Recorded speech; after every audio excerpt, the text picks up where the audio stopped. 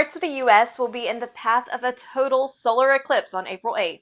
I'm Weather and Radar meteorologist Mary Mays, and here's everything you need to know about this upcoming event. I spoke with Dr. Billy Teets, the director of Vanderbilt's Dyer Observatory, to learn more about this phenomenon.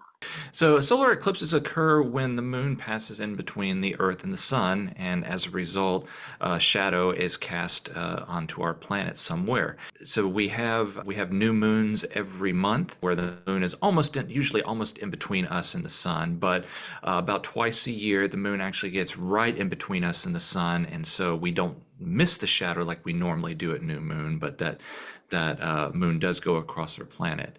One term you've probably heard is the path of totality.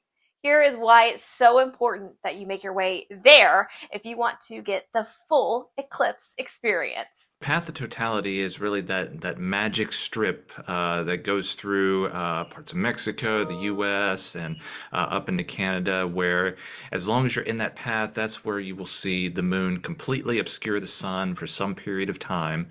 And that's the only time that you get to see that really beautiful corona. The path of Monday's total solar eclipse in the U.S. travels from Texas, arcs northeast through the Midwest, and then crosses over into New England before exiting the U.S. through Maine. If you're outside of the path of totality, you'll still get a show, but it's not going to be quite as impressive. If you're just just barely outside that path, then a little bit of the sun will still be visible, and that's going to completely wash out that beautiful corona. So you're going to see a nice partial eclipse, but it's nothing like being in that path of totality where you get to see that corona. That's really that's just kind of the icing on the cake of a solar eclipse.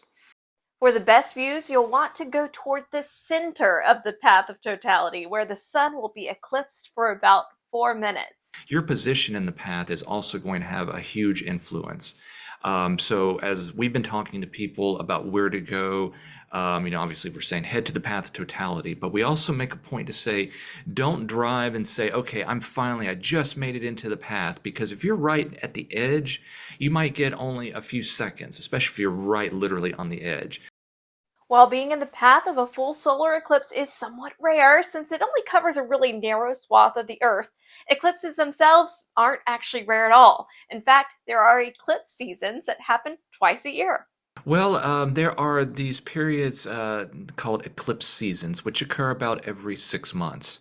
And that's where we get an alignment of the Earth, Sun, and Moon that is good enough for us to have some sort of an eclipse. Both solar and lunar eclipses are more likely to happen during eclipse seasons, and lunar eclipses are much easier to see. Lunar eclipses are not as hard to see because with the Earth being bigger, we cast a longer shadow, and the moon is passing through that shadow for a long period of time. And so usually about half of the globe, or maybe a little bit more than half, will get to see at least part of a lunar eclipse, whereas a solar eclipse, it's a smaller shadow, and we don't have as wide of a viewing audience, I guess you could say. And especially when we talk about a total solar eclipse, you've got that very, very narrow path that you've got to be in. Whether you are in the path of totality or in a location where you're only going to be able to see a partial eclipse, safety is important. Directly viewing the sun, except during totality when the moon fully blocks it, can instantly damage your eyes. Use solar viewing glasses or handheld viewers for the partial phases.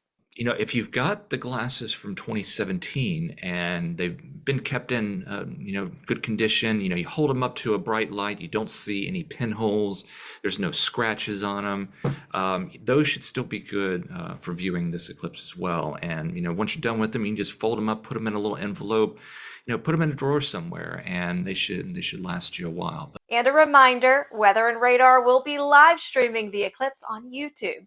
Subscribe to our channel and click on the notification bell so you can catch this amazing event online.